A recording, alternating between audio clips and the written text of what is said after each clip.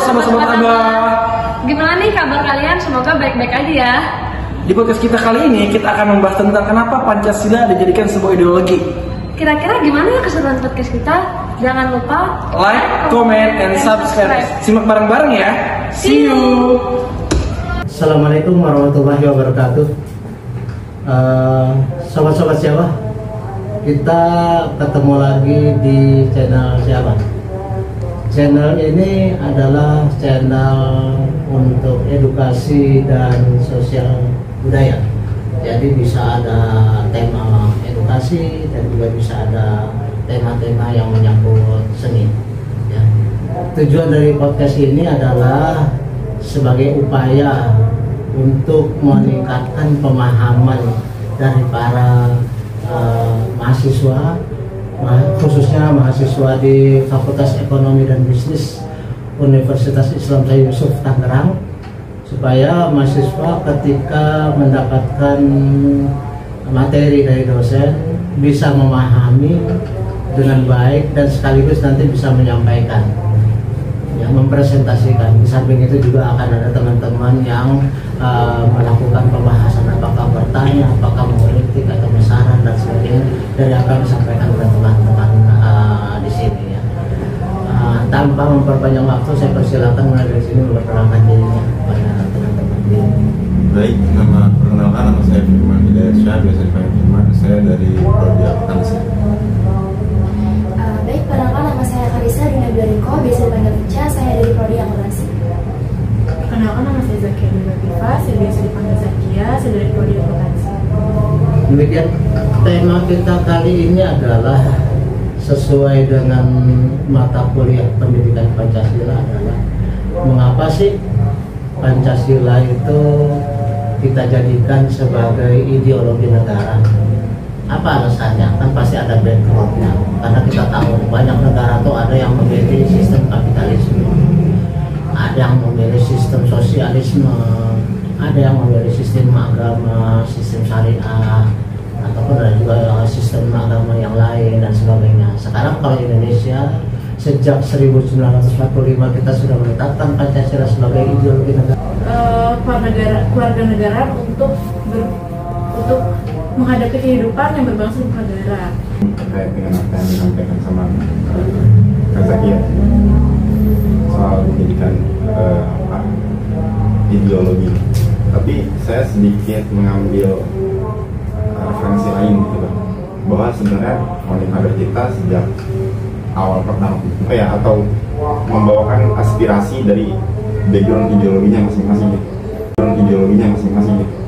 Ada PNI Soekarno waktu itu yang nasionalis, ada Masyumi kalau tidak salah Syahrir, ada PSI yang sosialis, Natsir kalau tidak salah, dan lain-lain gitu. Maksud saya Pancasila diresmikan atau didirikan, digaungkan di 1945 dan 10 tahun kemudian ada musyawarah dan pengambilan keputusan. Jangan sampai kita menunjukkan individu tanpa berkuasa sendirian gitu kan, sehingga yang lain seolah nggak punya hak bersuara, ya kan. Maka terbitlah dengan kebijakan berserikat dan berkumpul, ya kan. Semuanya itu dilakukan dengan musyawarah supaya kan. Jadi kalau kembali kenapa Pancasila itu kita jadikan ideologi, ya sejauh ini itulah yang kita anggap paling ideal untuk bangsa Indonesia. Lalu kalau kita memaksakan Pancasila itu diganti misalnya dengan sistem komunis, udah jelas yang lain nggak mau. Jadi Pancasila itu balance ya, Pak? Balance. Buat orang yang misalnya untung buat orang yang kalangan rendah, juga buat untung kalangan ke atas. Karena sebenarnya Pancasila itu kan nafasnya Islam. Iya. Jelas kan? Ketuhanan, kemanusiaan, persatuan, musyawarah itu Islam semua. Cuma tidak berlabel langsung Islam, tapi nafasnya nafas Islam gitu loh. Makanya adanya ekonomi syariah yang berkembang sekarang ini sebenarnya bagus. Cuma yang ditolak sebenarnya itu masyarakat itu sebenarnya dari sana hukum pidana. Misalnya pencuri potong tangan, berzina dirajam. Itu yang sebenarnya sampai sekarang yang orang nggak suka, kayaknya terlalu kejam gitu. Tapi sistem lain banyak, bank syariah, pegadaian syariah, ya kan, simpan pinjam syariah, bapak syariah. Berarti sebenarnya sistem Islam pun no problem disatukan. Di samping memang sistem kapitalistik bunga bunga bank konvensional kan kapitalis, ya kan, nggak ada yang konvensional nggak kapitalis, jadi bisa berdampingan. Ini berarti bisa menjawab apa yang Anda tanyakan, bisa nggak berdampingan? Bisa. Karena apa? Karena kita sendiri masih mencoba merumuskan sebenarnya yang definitif disebut Pancasila itu yang bagaimana gitu loh. Justru seperti ini lah Bang Karya Pancasila yang membebaskan semuanya gitu. Memang harus diperbanyak menurut saya, karena diskursus tentang Pancasila ini sebenarnya lebih baik kita perluas di ranah-ranah akademisi gitu Bang, di ahlinya gitu, ketimbang di golongan-golongan tertentu yang justru malah monopoli definisi tentang Pancasila. Dan justru akhirnya jadi saling ngotot, saling memaksakan pandangannya sendiri gitu kan. Kita sadarlah bahwa sampai sekarang aja masih ada yang ribut pengen khilafah kan gitu kan. Terus masih setiap kali pemilu selalu ada gaung-gaung komunisme apa era baru lah, komunisme gaya baru segala macam gitu kan. Jadi kecurigaan terhadap yang lain itu sebenarnya tetap ada sampai kapan tetap ada.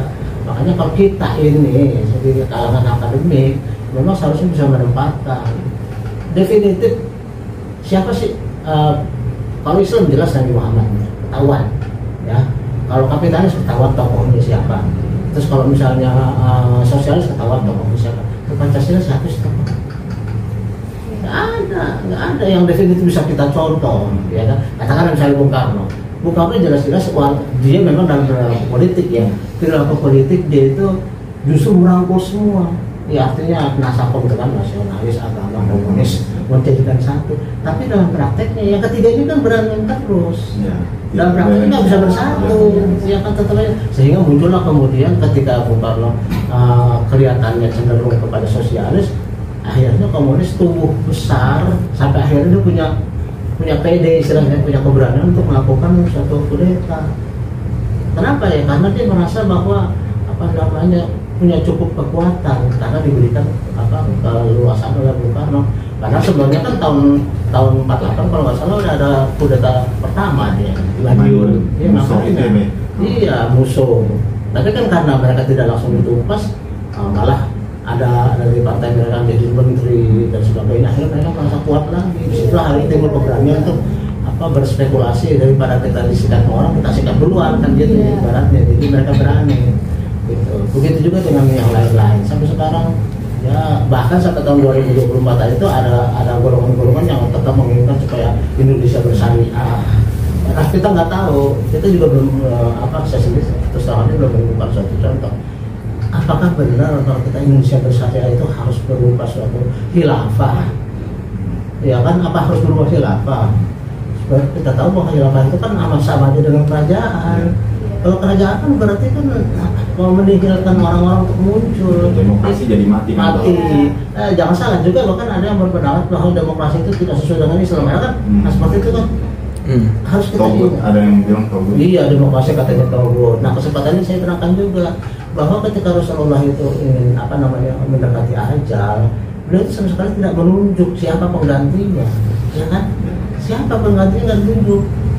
Justru ketika beliau wafat tanpa menunjuk pengganti, justru timbul kehebohan, siapa nih pengganti Rasulullah.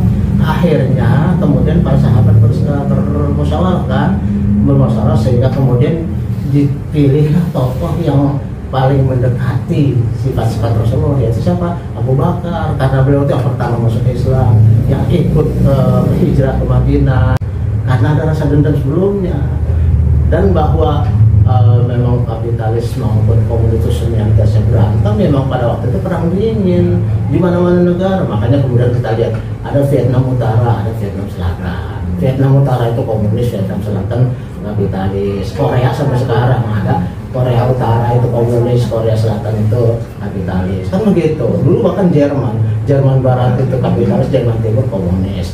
Jadi semua negara memang senantiasa dipecah-pecah kayak gitu karena mereka berdua itu pemenang perang dunia kedua. Kan dalam grup Amerika, blok Amerika itu kan ada kapitalis komunis melawan Nazi Jerman. Ternyata Nazi Jerman, Italia dan Jepang kalah, ya kan?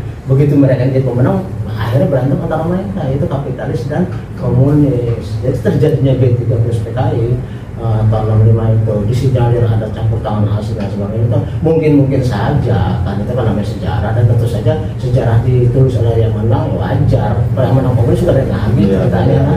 Mungkin bisa dibilang pahlawan. Nah iya, mereka jadi pahlawan. Sementara yang yang korban-korban 7 itu juga kan, kenapa mereka disebut pahlawan revolusi? Karena mereka menang. Coba kalau mereka kalah itu disuruh pengkhianat, ya kan begitu. Kita sebut juga di dalam peperangan kan kita disebut pemberontak, padahal kita ngerebut kemerdekaan kita sendiri, tapi oleh pihak Belanda kita disebut pemberontak, ya kan. Tapi pihak kita menyebut pahlawan itu pahlawan gitu. Jadi sebutannya tergantung sisinya, perspektif masing-masing gitu. Jadi intinya terhadap pertanyaan tadi, kenapa sih kaum komunis itu harus dibantai? Itu akibat perbuatan mereka sendiri, yang disebabkan oleh dendam membara selama perang G30 itu udah dipendem banget. Kalau mereka sering menyerang kaum agama, sering membantai, Al-Quran diinjak, pasal surau-surau masjid dihancurin dan sebagainya. Cuma kan kita tahu sendiri, Pak Karno itu karena ingin menyatukan semua golongan, maka dibuatlah nasionalis agama komunis. Pada kenyataannya kan nggak bisa, karena yang ini nyerang terus gitu loh. Ini misalnya katakanlah ini kepala rumah tangga, anak-anaknya masing-masing punya keinginan sendiri-sendiri, tapi yang satu ini suka menyerang yang lain.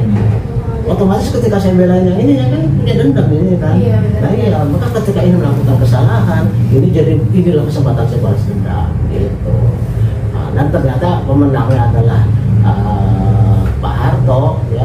Otomatislah sejarah ditulis versi dia. Tapi di era sekarang ini kebebasan informasi, ya kita bisa ngulik di mana yang menurut versi ini, sampai-sampai kan Berita Ciptani berani lawan saya bangga di dalam komunis. Saking udah merdekanya ya kita ngomong gitu ya. Tapi apakah benar komunis yang salah atau komunis yang benar, atau kapitalis yang benar atau kapitalis yang salah? Ya semua nulis masing-masing kok. Ya kita lihat aja, ya kan? Karena kita nggak bisa memastikan yang mana salah, ya kan? Ada yang bilang, oh itu sebenarnya G30 settingan Pak Harto, kan ada juga yang bilang begitu kan. Ada yang bilang, oh settingannya CIA, ya kan? Ada campur tangan, dan sebagainya. Mungkin aja, makanya sebagai akademisi, ya kita tuh tugas kita tuh nggak perlu lah berpihak, kita justru melihat secara cerdas, dan kita mampu menentukan perkara. Ketika ketemu di dosen, kita bisa mampu menjelaskan ke mahasiswa, begini tuh masalahnya. Anda mau lebih dalam silakan, urusan bebas kok. Nggak hanya dari dosen, bisa cari dari mana-mana aja.